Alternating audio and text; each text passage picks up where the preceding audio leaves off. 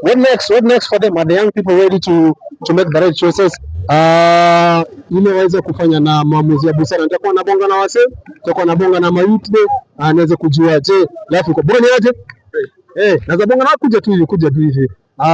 Unaitwa nani bro, na unapiga luku safi sana imeweza. Unaitwa nani na wapi hivi kwa Ngoro, unatoka wapi? Mimi naitwa Francis Manase. Naishi Raisa. Unaishi Raisa. Wewe kama youth day, umeshika kura?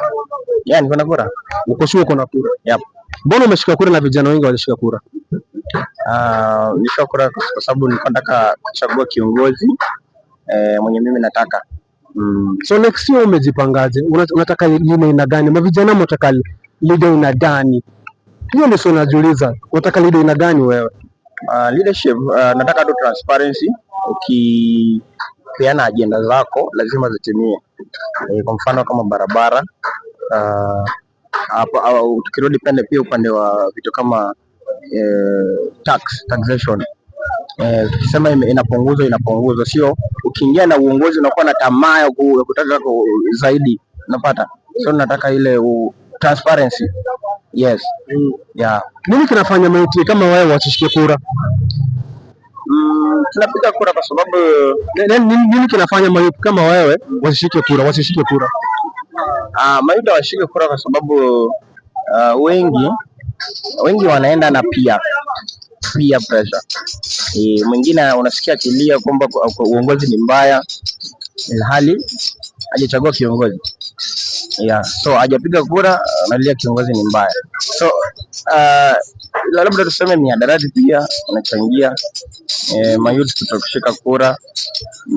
Unapata pia sasa maybe kama elimu, tunafaa tuadimishwe, tuelimishwe. Yani civic IBC fanya civic education. Tunafaa tuelimishwe, tufunzwe umuhimu wa democracy. Naona kama nchi jirani zetu za Tanzania na Uganda,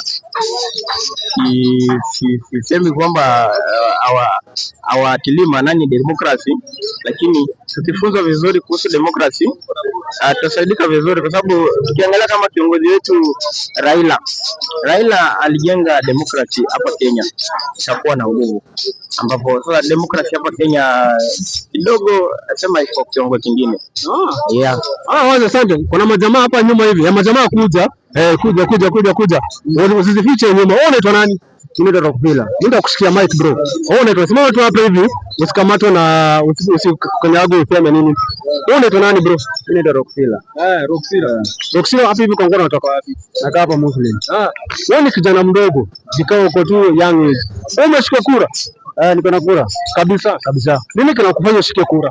Kinafanya nishike kura ni nataka maendeleo, yani unaona, kama ile kiongozi niko naye nikiona afanye mzuri, next nibadilishe nione mwingine kama atafanya mzuri. Wewe kama kijana next year umejipanga aje uweze kuchagua kijana wa mtu ambaye anatimiza mahitaji yako? Mimi upande wangu nimejipanga, nataka kiongozi mwenye anakuja next afanye maendeleo kuliko mwenye hapo sasa hivi, unaona. Nataka kitu inaitwa change. Nataka kuona changes. Kitu kama barabara, unaona kuna barabara hapa ya 46.